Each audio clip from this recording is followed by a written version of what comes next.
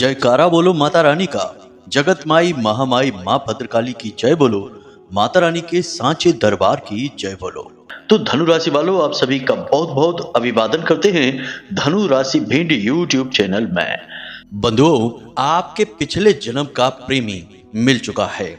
इसे पहचान लो, क्योंकि यह आपके लिए तन मन धन से तैयार है। छुप छुप कर आपसे प्रेम करता है। जब आप इसे पहचान जाएंगे तो आपकी किस्मत इसकी किस्मत से मिलते ही इतनी जोरदार चमकेगी कि हीरे भी फीके पड़ जाएंगे। जी हाँ बंधुओं, आज का यह कार्यक्रम आपके जीवन में प्रेम की चमक लाने वाला है। आपके जीवन में एक ऐसा ज्ञान का प्रकाश फैलाने वाला है जो पूर्ण रूप से आध्यात्मिक है। आपके जीवन की वह कमी जिसे अब तक कोई पूरी नहीं कर पाया है। आपका दिल जानता है कि आप सच्चे प्रेम के लिए अब तक तड़प रहे हैं। जी हाँ बंधुओं, जिसे आपने अपना सच्चा प्रेम समझा वह तो आपको धोखा देकर आगे निकल गया। आप जहां के तहां खड़े रह गए। आपने बहुत दिल से सच्चे मन से उसके साथ प्रेम किया था, परंतु उसने आपको धोखा दिया। कारण यही था कि वह आपका पिछले जन्मों का प्रेमी नहीं था, वह तो केवल इस जन्म की आपकी आकर्षण और वासना थी। लेकिन आज हम आपको आपके पिछले जन्म के प्रेमी से मिलवाने वाले हैं। यह आपके आसपास ही है। आप इसे थोड़ा बहुत जानते भी हैं, लेकिन आपको इसके बारे में सब कुछ नहीं पता है, ना ही इसके दिल के राज आप जान सकते हैं, क्योंकि यह आपसे अपने दिल के हर एक राज को छिपा कर रखता है। लेकिन यह आपके आसपास ही घूम रहा है। यह आपके जीवन की हर एक बात को जानता है। आपके सुख और दुख सब इसे पता है, कुछ भी इससे छिपा नहीं है, लेकिन आपको इसके बारे में भनक तक नहीं है। बंधुओं, कई बार छिप छिप कर इसने आपकी ऐसी ऐसी मदद भी की है कि आपको पता तक नहीं चला और आपका काम भी बन गया। जी हाँ बंधुओं, आज हम आपको एक ऐसे ही रहस्यमयी व्यक्ति से मिलवाने जा रहे हैं जो आपका पिछले जन्म का प्रेमी है। आपको यह कार्यक्रम अंत तक देखना है। बंधुओं, इस कार्यक्रम को हम पूर्ण रूप से धार्मिक, आध्यात्मिक और वैदिक पद्धति से लेकर चलेंगे। हम जो बातें आपको बताएंगे वे पूरी तरह से शास्त्रीय होंगी और ज्योतिषीय गणनाओं पर आधारित रहेंगी। कोई भी बात हमारी ना तो अपने लिहाज से बाहर जाएगी और ना ही आपको अभद्र लगेगी। जो बातें होंगी वे पूर्ण रूप से सात्विक होंगी, आपके जीवन में एक नए ज्ञान के प्रकाश को लेकर आने वाली हैं। बंधुओं, याद रखना कि यह जो आप इस संसार में जन्म लेकर आई हैं, अपने कार्य कर रहे हैं, यह आपका कोई पहला या आखिरी जन्म नहीं है। इस जैसे आपने ना जाने कितने और जन्म भी लिए हैं और उन जन्मों में आपके तमाम रिश्ते नाते रहे हैं। लेकिन उन्हीं रिश्ते नातों में से कोई रिश्ते ऐसे होते हैं जो इतने गहरे होते हैं, इतने महत्वपूर्ण होते हैं कि वे इस जन्म में भी अपना कर्जा चुकाने के लिए आपके साथ चले आते हैं। हाँ, इस जन्म में उनका रूप बदल जाता है, रिश्तों की संरचना बदल जाती है, व्यवहार बदल जाता है, परंतु अंतर मन में भाव वही रहता है। कभी आपने यह महसूस तो किया ही होगा कि किसी इंसान के बगल में आप जरा सी देर बैठ भर जाएं तो उससे बात करने का अपने आप ही मन करने लगता है, और उससे दो शब्द बात भी हो जाए तो वह ना जाने कितना अपना सा लगने लगता है। ऐसा लगता है कि जैसे उसे आप बरसों से जानते हैं। उसकी हंसी आपको बहुत सुंदर लगती है, उसकी बातें जैसे उसके मुख से फूल झड़ रही हों, शहद जैसी मीठी बातें और भाषा आपको लगती है उसकी, और ऐसा लगता है कि उसके साथ अब आप हमेशा एक संबंध, एक व्यवहार, एक मित्रवत आचरण बनाकर रखें, क्योंकि उसके पास होने से आपको एक सुकून का एहसास होता है। ऐसा क्यों होता है? अजनबियों के साथ भी ऐसा क्यों हो जाता है कि अचानक से कोई इतना अपना सा लगने लगता है? यह इसीलिए है बंधुओं, क्योंकि यह जो रिश्ता है यह इस जन्म का नहीं है, यह पिछले जन्म का नाता है, और इसे आप भले ही ना पहचान पाएं, क्योंकि आप इंद्रियों के वशीभूत हैं और यह संसार आप अपनी इंद्रियों से देखते समझते हैं। जो आपका मन समझाता है समझ लेते हैं, जो आपके आंख नाक कान आपको बताते हैं आप वही जानकारी को समझ लेते हैं और उसी अनुसार संसार को समझते हैं। लेकिन इस संसार में बहुत सारी ऐसी बातें हैं, ऐसी चीजें हैं जो हमारी और आपकी समझ से भी बाहर की चीजें हैं, जिन्हें हम पराभौतिक चीजें कहते हैं, जीवन और मृत्यु से परे की चीजें कहते हैं। इन चीजों के बारे में हमें अभी तक कुछ भी नहीं पता। विज्ञान को भी एक ढेला मात्र की जानकारी नहीं है इन चीजों की। विज्ञान तो बस अंदाजे लगाता है, लेकिन हमारे पुराणों में, हमारे शास्त्रों में इन चीजों को बहुत अच्छी तरह से समझाया गया है। आपको आश्चर्य होगा कि हमारे ज्योतिष शास्त्र में भी पिछले जन्म को बड़े ही बखूबी तरीके से समझाया गया है और कुंडली के कई भाव पिछले जन्म के भाव कहे जाते हैं, जैसे कि आपका छठवां भाव, आपका दूसरा भाव, आपका अष्टम भाव और आपके 12वां भाव। ये भाव कुंडली के खराब ग्रह भाव कहे जाते हैं, क्योंकि इन भावों में इंसान अपने पिछले जन्म के हिसाब किताब पूरे करता है। ऐसे लोगों से मिलता है जिन लोगों का उससे पिछले जन्म का नाता होता है। पंचम और सप्तम भाव भी इसी श्रेणी में आते हैं, जहां इंसान अपने पिछले जन्म के प्रेमी से या फिर पिछले जन्म के जीवन साथी से मिलता है। इसीलिए तो जीवन साथी का संबंध 7 जन्मों का बंधन कहा जाता है। बंधुओं, आप सारी बातों को जब अच्छी तरह से समझेंगे, सुनेंगे, तो आपको अपने जीवन में बहुत ही श्रेष्ठ मार्गदर्शन प्राप्त होगा। कई जगहों पर आप गलती कर रहे हैं। याद रखना कि आप जो कार्य कर रहे हैं, जिस किस्मत से, जिस भाग्य से आप जीवन में चीजों को प्राप्त कर रहे हैं, वह केवल आपकी अपनी किस्मत नहीं है। कई बार आपने ऐसा देखा होगा कि कोई इंसान बहुत मेहनत करता है फिर भी कामयाबी हासिल नहीं होती, फिर उसका विवाह हो जाता है और उसकी पहली संतान होती है, तो अचानक से उसके घर में तरक्की और बरकत के दरवाजे खुल जाते हैं और चारों तरफ से पैसा, धन दौलत उसके जीवन में आने लगता है और वह इंसान भी जानता है, इसीलिए सभी से कहता है कि यह मेरा पहला बालक या बालिका बहुत ही भाग्यशाली है। जब से ये इस घर में आई है, हमारे घर में न जाने कहां कहां से बरकत आ रही है। ऐसा ही कभी कभी जीवन साथी के साथ मिलने पर भी होता है कि आपका विवाह हुआ और अचानक से आपका भाग्य परिवर्तित हो गया, अचानक से आपके जीवन में खुशियां ही खुशियां आ गईं। इसीलिए तो कभी कभी घर में आने वाली बहू को लक्ष्मी भी कहा जाता है, घर की लक्ष्मी कहा जाता है। तो कहने का मतलब यहाँ पर यह है कि इंसान जो भी कुछ इस संसार में प्राप्त करता है, उसे ऐसा लगता जरूर है कि वह अपनी मेहनत से, अपने संघर्ष से हासिल कर रहा है, लेकिन उसकी किस्मत अकेली नहीं है, उसके साथ ना जाने कितने लोगों की किस्मतें जुड़ी होती हैं, जिससे उसे हानि और लाभ मिलते रहते हैं। अब गहराई से समझिए बात को कि ज्योतिष शास्त्र यह भी बताता है कि कुछ लोग आपके आसपास ऐसे हैं जिनके साथ आ जाने मात्र से ही आपकी किस्मत हीरे जैसी चमक जाएगी। आपका एक प्रयास आपको 1000 अच्छी खुशियां, कामयाबियां, बरकतें लेकर आने वाला है। और ठीक इसके विपरीत भी होता है कि किसी किसी इंसान के साथ रहने मात्र से ही आपकी बर्बादी हो जाती है। आपके लिए महा अपशगुनी होते हैं ऐसे लोग। तो आज हम ऐसे ही जीवन के पिछले जन्म के रिश्तों के विषय में बताएंगे, आपके पिछले जन्म के प्रेम, प्यार और व्यवहार के विषय में बताएंगे। अंत में हम आपको उस इंसान का नाम, उसकी राशि और उसका पता भी आपको बताएंगे जो आपका पिछले जन्म का प्रेमी है। बंधुओं, बहुत मेहनत लगी इस कार्यक्रम को बनाने में। हमने एक अलग सा विषय चुना। हमने सोचा कि क्यों ना आज आपके दिल की बात की जाए, आपके दिल के उस कोने को छुआ जाए जिसे अब तक शायद कोई छू नहीं पाया है। याद रखना बंधुओं कि जो आध्यात्म है, जो शास्त्र हैं, वेद हैं, पुराण हैं, ये जीवन को जीने का एक अद्भुत आयाम देते हैं। ये आपके जीवन के हर विषय पर कुछ न कुछ कहते हैं। चाहे आपकी बीमारी हो तो आयुर्वेद ले लो, यदि आप युद्ध कला सीखना चाहते हैं तो साम वेद ले लो, यदि आप जीवन में ईश्वर से मिलना चाहते हैं, उस परम तत्व को समझना चाहते हैं तो ऋग्वेद ले लो, यदि आप जीवन को भक्तिमय बनाकर ईश्वर को प्राप्त करना चाहते हैं तो सभी पुराण 18 पुराण ले लो। हर पुराण में ईश्वर के अलग रूप का विशेष व्याख्यान है। यदि आप भविष्य को जानना चाहते हैं तो ज्योतिष शास्त्र ले लो।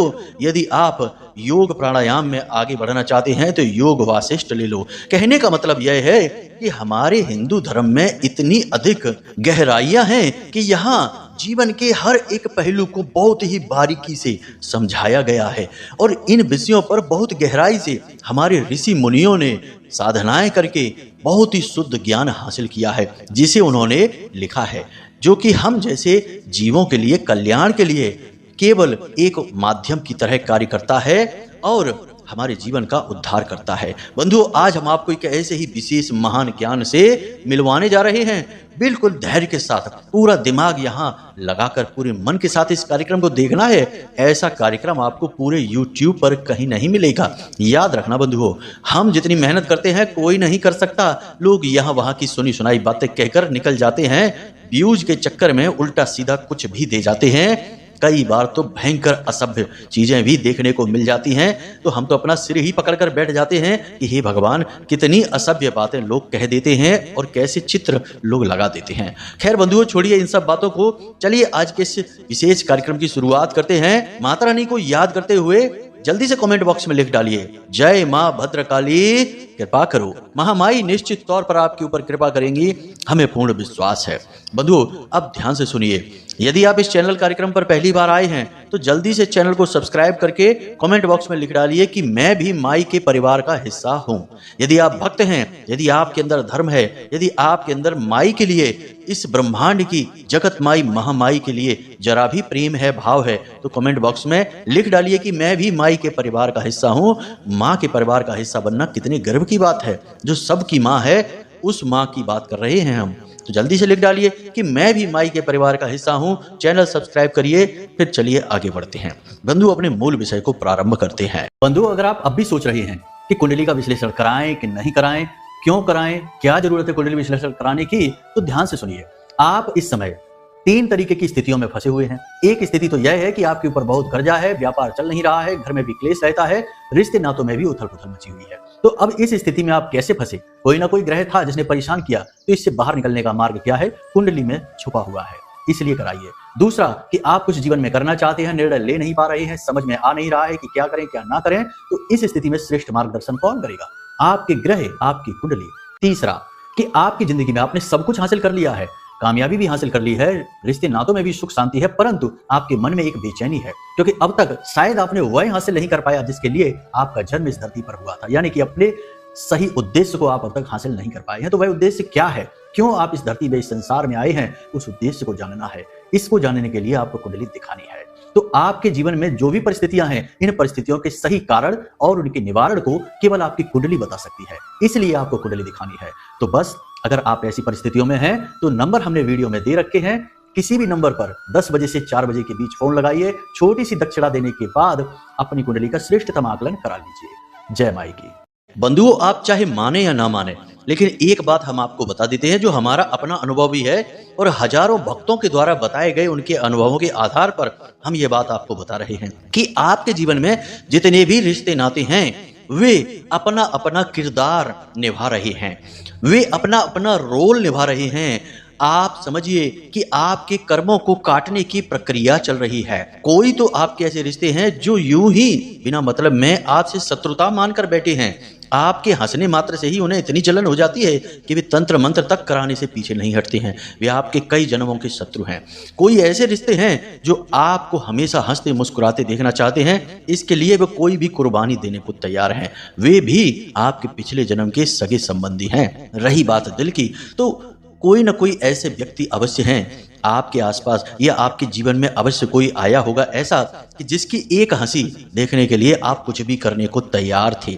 जी हाँ बंधु, आप उसकी मुस्कुराहट पर कुर्बान थे और आपने उससे ज्यादा व्यवहार नहीं किया, ज्यादा मिले भी नहीं, तब भी आप उसे ऐसा लगता था जैसे अच्छी तरह से जानते हैं। पिछले कई जन्मों से, लंबे समय से आप उसे जानते हैं। यह सब क्यों था? आकर्षण या फिर बिना मतलब की दुश्मनी, बिना मतलब की बुराई, बिना मतलब का प्रेम, यह सब यूं ही नहीं है, यह पिछले जन्मों से है। हर नाते का संबंध कहीं ना कहीं पिछले जन्म से होता है। हाँ, इस कार्मिक यात्रा में कुछ नए रिश्ते भी बनते अवश्य हैं। बंधुओं, एक हमारे प्रियजन हैं, हमारे जानकार हैं, वे हमें बता रहे थे कि उनके जीवन में एक बहुत बड़ी विपत्ति आई। उस विपत्ति में उन्हें कहीं कोई सहारा नहीं दिखाई दे रहा था। तभी अचानक एक व्यक्ति उनसे इस प्रकार आकर मिला जैसे कि वह उनका अपना खास व्यक्ति है, मुस्कुराते हुए। और आश्चर्य की बात कि उस व्यक्ति ने उनका नाम पुकारा और नाम पुकार कर उनसे हालचाल लिए उनके, और उनकी मुसीबत को बिना बोले ही वह समझ गया और उसने उनकी मुसीबत का सिर्फ 2 दिन के अंदर समाधान कर दिया। उन्हें नौकरी की बहुत अधिक आवश्यकता थी और वे बहुत लंबे समय से बेरोजगार चल रहे थे, पाई पाई को मोहताज थे, और उनकी बच्ची बीमार भी चल रही थी। उस व्यक्ति ने बिना कहे उन्हें एक अच्छी नौकरी दिलवा दी और कुछ पैसे भी दिए, और तो और उनके घर आकर उनकी मदद के लिए बढ़ बढ़कर आगे आया और बोला कि आप हमें बताइए कि हम आपके लिए क्या कर सकते हैं। मतलब कहने का यह है कि ऐसा लग रहा था जैसे कि वह उनका वर्षों पुराना कोई मित्र है, कोई ऐसा व्यक्ति है जिससे लंबे समय से रिश्ता चल रहा है। लेकिन आश्चर्य की बात यह नहीं है, आश्चर्य तो अभी बाकी है। जब उनकी नौकरी लग गई, उनके जीवन में सब कुछ सही हो गया और उनकी स्थिति अच्छी हो गई, तो फिर वह व्यक्ति कुछ दिन उनके साथ रहा। उसके बाद अचानक वह व्यक्ति कुछ काम बताकर ऐसा दूर हुआ कि अब ना तो कोई फोन पर बात होती है, ना ही किसी प्रकार की चर्चा हो पाती है उससे। यानी कहने का मतलब यह है कि ऐसा लगता है जैसे वह व्यक्ति केवल और केवल उनकी समस्या का समाधान करने के लिए ही उस वक्त आया था। अब इसे आप क्या कहेंगे?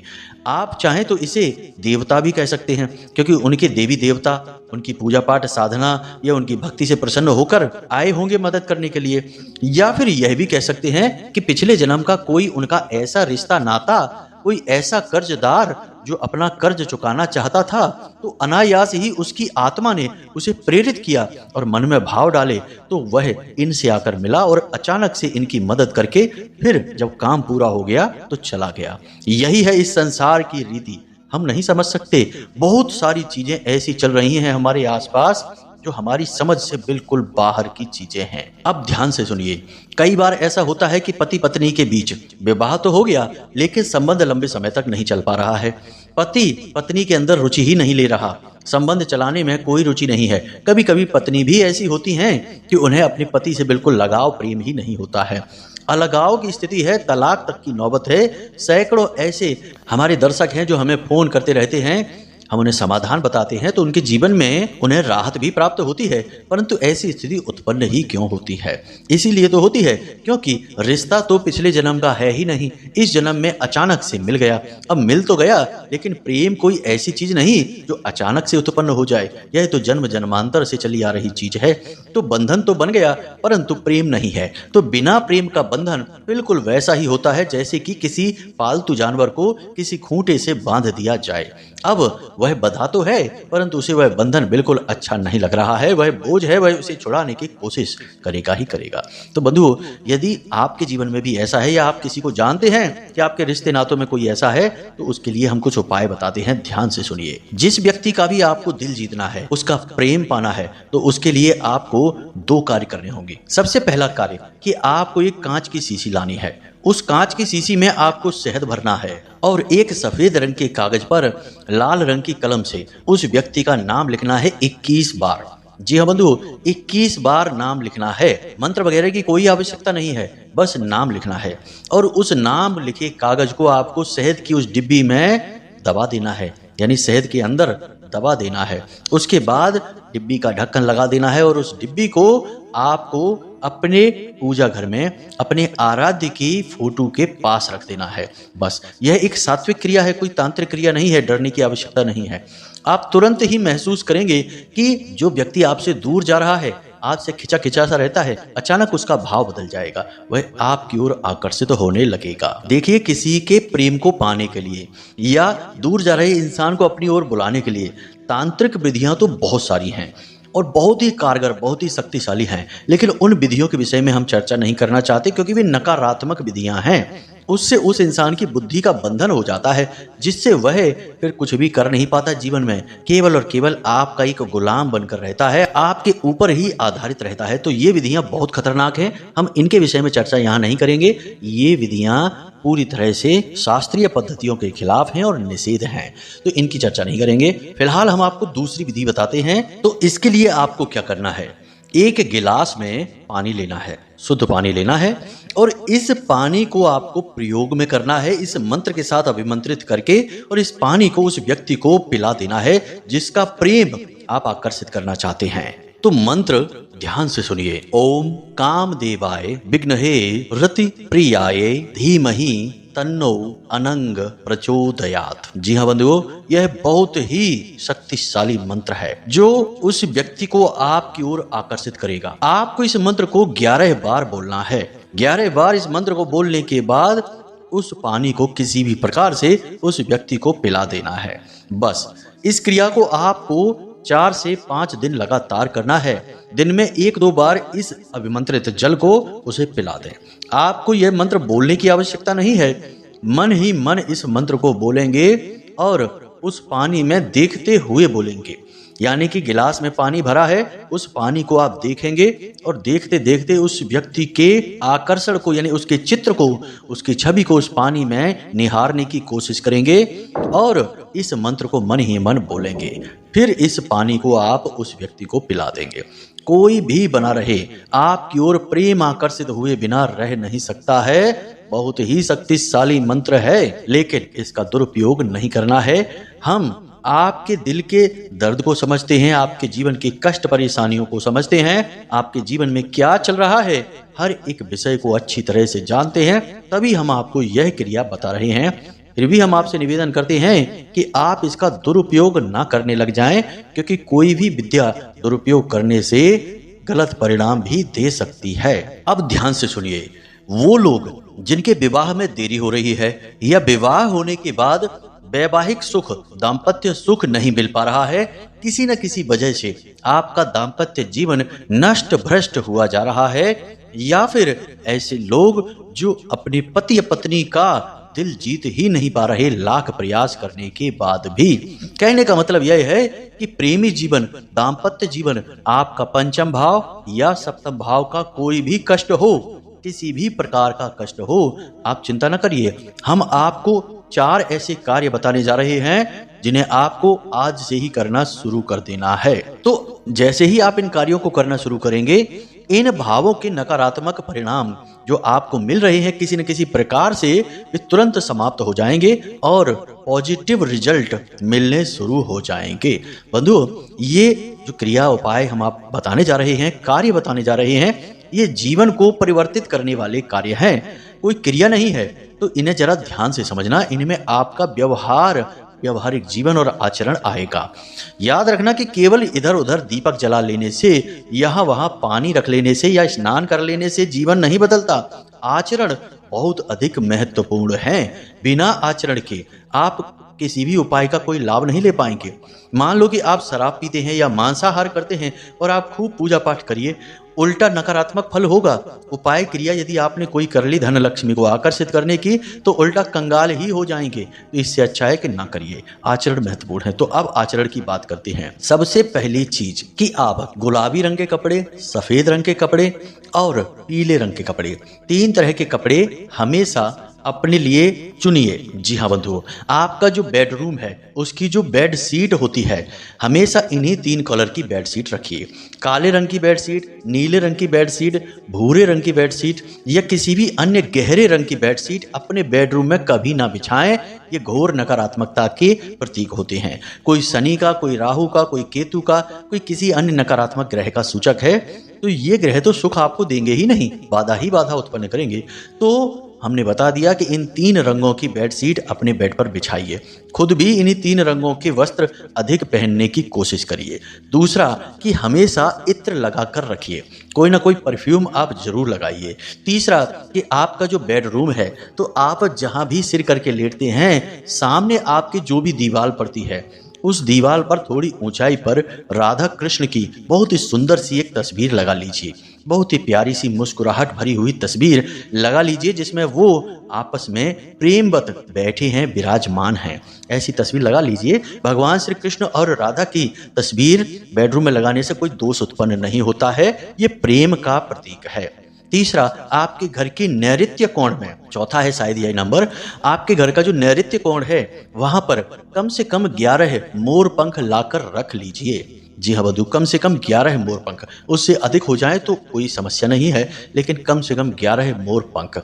और आपके घर के मुख्य दरवाजे के अंदर की तरफ बाईं ओर एक कांच की कटोरी, जिसमें थोड़ा सा जल और लाल कोई भी पुष्प, लाल रंग का कोई भी पुष्प डालकर, थोड़ा सा इत्र डालकर रख लीजिए। ये ऐसी क्रियाएं हैं कि इन्हें जिसने भी करना शुरू कर दिया उसके जीवन में प्रेम और दाम्पत्य सुख की कोई कमी ही नहीं रही। भगवान इतना प्रेम और आशीर्वाद उसको देते हैं कि भाई वो तो, उसका तो मन ही भर जाता है। कहता है कि हे भगवान, अब तो हमारा कितना जीवन में कल्याण आप करेंगे। यानी बहुत बड़ी क्रिया है। शुक्र की विशेष कृपा, बुध की विशेष कृपा, बहुत ही अधिक गुरु भगवान यानी कि बृहस्पति की कृपा आपको प्राप्त होनी शुरू हो जाती है। भगवान श्री कृष्ण और राधा मैया की तस्वीर तो आपने लगाई ही है, यानी कि ये तो प्रेम के शुद्ध प्रतीक हैं, परा भौतिक आध्यात्मिक महान प्रेम का प्रतीक हैं। तो इनको आपने लगाना है, बस इतना सा आपको करना है और आप देखिए चमत्कार कैसे होते हैं। अब हम आपको बताते हैं नाम, जैसा कि हमने कार्यक्रम में शुरू किया था, तो ध्यान से सुनिए। आपकी राशि के जातकों के लिए आपके पिछले जन्म के प्रेमी का नाम 2 अक्षरों से शुरू होगा। पहला आ अक्षर से और दूसरा सा अक्षर से। ये दोनों अक्षरों से नाम शुरू होंगे। ये दोनों ऐसे व्यक्ति हैं जो आपके आसपास हैं, लेकिन आपने इनके साथ कभी अच्छा व्यवहार नहीं किया, आपने कभी इनके मन को नहीं समझा। इन्होंने आपके साथ बहुत कुछ करने की कोशिश की, लेकिन आपने कभी इन्हें उतना मान सम्मान प्रेम बदले में दिया ही नहीं। हमेशा आपने इनके साथ नाइंसाफी ही की है, तब भी इन्होंने आपका कभी बुरा नहीं चाहा है। आप देखिए कि कौन है ये आपके आसपास ऐसे व्यक्ति। अब हो सकता है कि आपका रिश्ता इनसे इस जन्म में कुछ और ही हो, या फिर ये दूर के रिश्ते भी हो सकते हैं, या हो सकता है कि रिश्ता ना हो, बस यूं ही थोड़ी बहुत चर्चा होती हो, क्योंकि इस जन्म में रिश्ता नहीं दोहराया जाएगा, केवल भाव दोहराया जाएगा, रिश्ता तो बदल जाएगा। अब हो सकता है कि किसी व्यक्ति के जीवन में कोई ऐसा व्यक्ति ना भी हो, तो कारण इसका यह है कि आपकी राशि के ही लाखों करोड़ों जातक हैं। सबके जीवन की कहानी एक जैसी तो नहीं होगी। आपके पुण्य प्रताप, देवी देवताओं की कृपा, पुरखे पूर्वजों का आशीर्वाद और आपके आसपास का वातावरण बहुत सारी चीजों पर प्रभाव डालता है। परंतु ऐसा कोई व्यक्ति आपके जीवन में आया जरूर होगा जिसने आपको प्रेम किया होगा और इस नाम का रहा होगा।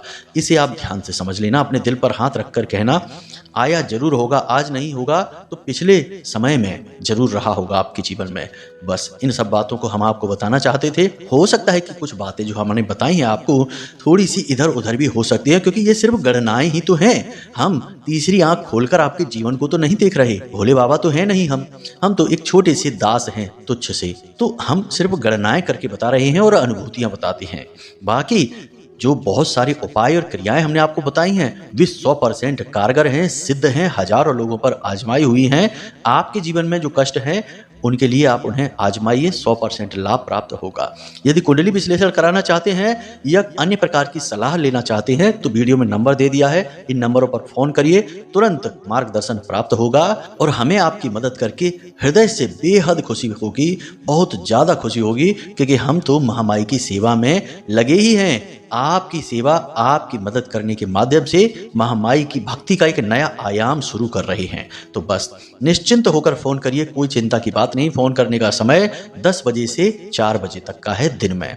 तो बंधुओं, उम्मीद करते हैं कि यहाँ तक सारी बातें आपको समझ में आ गई हैं। अब आप इन सारी बातों का प्रयोग करके अपने जीवन में निश्चित बदलाव लेकर आ पाएंगे। तो चलिए बंधु, आज के इस कार्यक्रम को यहीं समाप्त करते हैं। हमेशा हंसते रहिए, मुस्कुराते रहिए, सकारात्मक रहिए, महामाई पर अपनी आस्था और विश्वास बनाकर रखिए बंधुओं, क्योंकि आपका उद्धार वहीं से होना है। तो प्रेम से बोलिए जय माई की, जय मां भद्रकाली। महामाई आपका कल्याण करेगी। धन्यवाद।